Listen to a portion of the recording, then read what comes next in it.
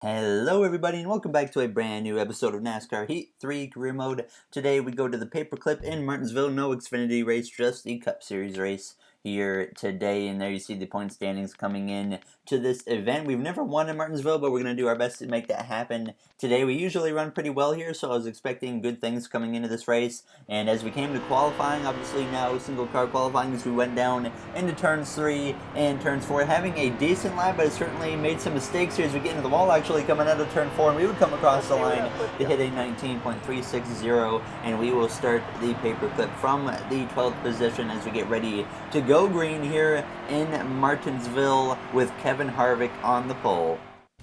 We're coming to you live from Martinsville Speedway in Ridgeway, Virginia for the running of the STP 500. Known as the Paperclip due to its unique shape, this historic track is the shortest in NASCAR, at just over a half mile in length. Opened in 1947, Martinsville is also the only track to be on the NASCAR circuit since the very beginning.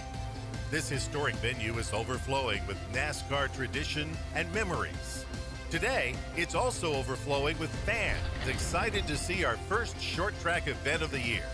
So grab a chair and settle in. NASCAR racing is coming up next.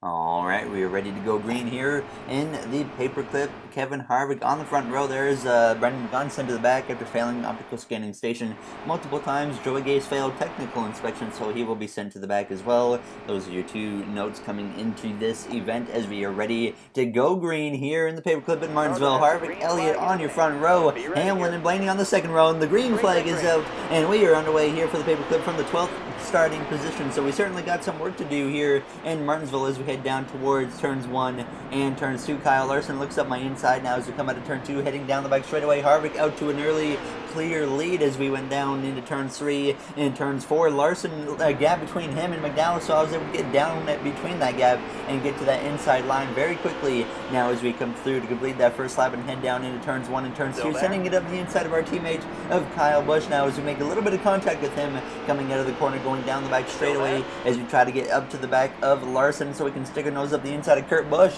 and we are able to do that as well as we're closing in quickly on a top 10 position as we come through to complete that second lap now as Johnson stuck up on the top there. He has a chance to get down, but we're going to eliminate that chance and get up the inside there and take the position away from 7-time champion of Jimmy Johnson. Now as we go down into turn 3, we would clear him to move into the 10th position. We would get stuck behind Larson for a handful of laps, but by the time we came to lap 11, a chance to look to the inside of Larson, making a little bit of contact now as we send it up the inside, a little bit of a dive bomb as we head down into turn 3, but thankfully we keep from making contact or slamming into Larson or anything, so we would move up into the 9th position, and by the time we came to lap 16 of 31 in the stage, still in that 9th position behind Brad Keselowski, but up ahead we would have some trouble, and it's a 47 of Ryan Preece going spinning, and he would go down to the inside wall. No caution would come out because NASCAR Heat logic, of course, but we would be able to pass Brad Keselowski because he would check up big time, so we would cruise on by and move up into the 8th position with 15 to go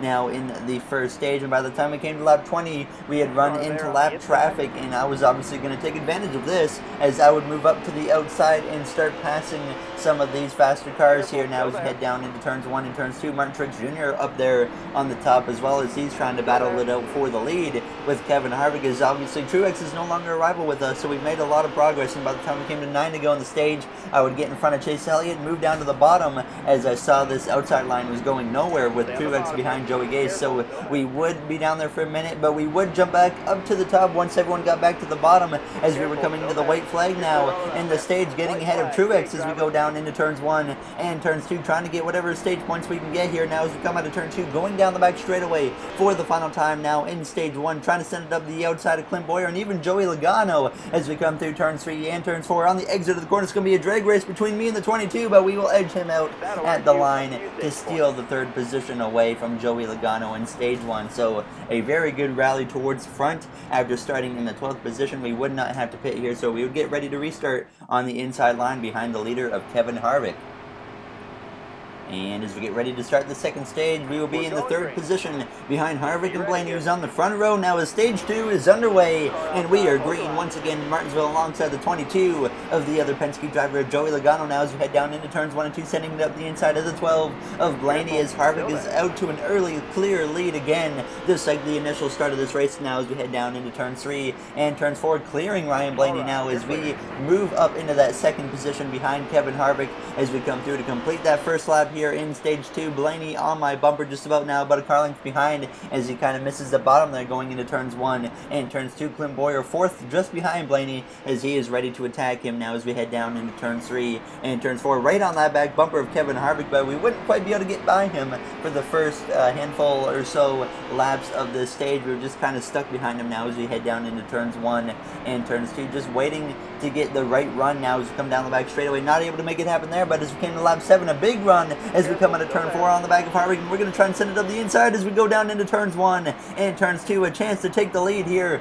in Martinsville now as we come out of turn 2 side by side with Harvick down the back straightaway as we try to overtake him going into turn 3, and we do clear Harvick for the lead, and we are now in the first position now as we come out of turn 4 here in Martinsville as we cross the line, and we would continue to drive away from the field as we came to lap 19. We were working our way through lap traffic as we hit 11 to go in the stage. Blaney had gotten past Harvick as well, so he was up in that second position as I was just working my way through lap traffic, and we were really in command throughout the whole stage here after we passed Kevin Harvick. Now as we come through turn 3, you see just putting Haley Deegan a lap down now as we come out of turn 4, trying to get up to Sorensen and put him a lap down. By the time we came to lap 23 of 30 in the stage, passing Parker Kligerman now to get ahead of this group of cars that were just in the way the whole time as we would easily get clear of them going into turns 1 and turns 2, and we would run down by the time we hit 2 to go, closing in now on the back of the 32 of Corey LaJoie and Cody Ware, trying to put them a lap down as we come through turns 3 and turns 4. The white flag for stage 2 is in the air now as we head down into turns 1 and turns 2. We're trying to get, I believe, our first stage win of the season as we come out of turn 2, going down the back straightaway, and I figured that'd be a little bit nice here as LaJoie's fighting to stay on the lead lap. I would go into turn 3 and go real easy on him, and I decided that we would just fall in line behind LaJoie and let him have the lead lap position. Now as we come out of turn 4, crossing the line, we would win our first stage of the season, and with the stage 2 victory way ahead of the other cars because lap traffic obviously likes to stay in the way. But hopefully we can, kind of hoping we get a caution in the final stage just so we can race it out with the AI towards the end. But we would come to pit road and we would actually lose the position, so we will be starting the final stage on the outside line here in second. So this might not be a good restart for me as we get ready to go green for the final stage, and we are underway once again here beside the 12 of Ryan Blaney, who looks for win number 1 on the season, just like myself now as we head down into turns 1 and turns 2. Clint Boyer up my inside, Blaney easily clear, just like Harvick was easily getting clear of other drivers on restarts earlier. Now as we head down into turn 3, Truex is going to force his way up my inside there as he kind of just barged his way. There wasn't much of a hole, but he certainly made one now as we come through to cross the line side by side with Truex as we head down into turns 1 and turns 2. He would easily clear me, and now Chase Elliott would come through and head up my inside now as we come down the back straightaway heading down towards turn 3. Certainly not the best restart we've ever had, and hopefully we can rebound from it because this is certainly going to be a setback for me now as we cross the line. Still battling alongside Elliott. I was hoping I could get clear of him, but it didn't really look like it was going to happen, so I'd have to give up the position and fall in line behind him in P5 now as we went down into turn 3. I thought about sending it up the inside, but he would close the door, so I would get hard on the brakes to make sure I wouldn't run into the back of him there as we came out of turn 4 now, heading down the front straightaway. And by the time we came to lap 73, still in the same situation here with 52 to go in this race, which sounds like a lot, but that's really short at Martinsville. But we would end up getting a caution right there as I couldn't find what it was, but obviously this would set us up for a restart on the inside line now